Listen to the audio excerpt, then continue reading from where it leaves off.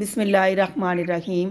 جب آپ ماں باپ بہن بھائیوں کے ساتھ بیٹھو تو الحمدللہ کہا کرو، کیونکہ کچھ لوگ ان لمحات کو ترستے ہیں۔ اگر اپنے اندر سے تکبر ختم کرنا چاہتے ہیں تو اپنے کام اپنے ہاتھ سے کیجئے اور اس میں شرم محسوس نہ کیجئے۔ آئینہ جب اٹھایا کرو پہلے دیکھا کرو پھر دکھایا کرو۔ تکبر اور غرور نہایت بری چیز ہے، کیونکہ سب سے پہلے شیطان تکبر ہی سے گمراہ ہوا۔ دولت ایک جھٹکے میں، خوبصورتی ایک بیماری میں، اور عزت ایک غلطی سے فنا ہو جاتی ہے۔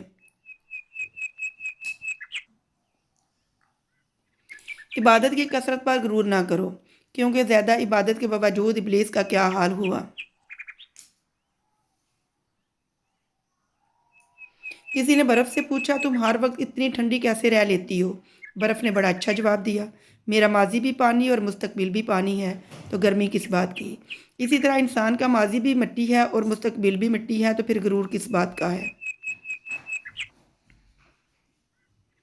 انسان کے غرور کی اوقات بس اتنی ہے، نہ تو پہلی بار خود نہا سکتا ہے نہ آخری بار۔ تکبر انسان کو رسوا کر کے چھوڑتا ہے، چاہے وہ دولت کا ہو، طاقت کا ہو، رتبے کا ہو، حیثیت کا ہو، حسن کا ہو، علم کا ہو، حسب و نسب کا ہو، حتیٰ کہ تقویٰ کا ہی کیوں نہ ہو۔ کبھی نہیں سنا کہ انسان کو عاجزی لے ڈوبی، انسان کو ہمیشہ اس کا تکبر لے ڈوبتا ہے۔ میری خواہش ہے کہ عورتوں کے خواب کبھی بھی مردوں کے محتاج نہ ہوں۔ محبت لباس نہیں جو روز بدلا جائے، محبت کفن ہے پہن کر اتارا نہیں جاتا۔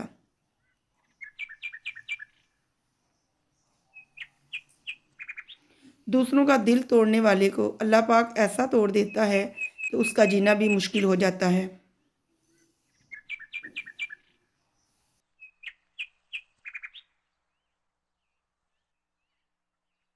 ہر عبادت کی قضا ہے، لیکن انسان کا دل توڑنے کی قضا نہیں۔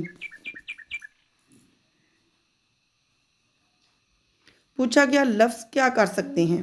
جواب آیا مائل، قائل اور گائل۔ جب آپ مشکل میں ہوتے ہیں تو آپ اکثر سوچتے ہیں کہ اللہ کہاں ہے۔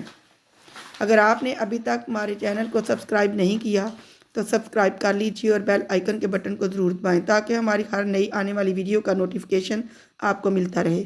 Thanks for watching. اللہ حافظ۔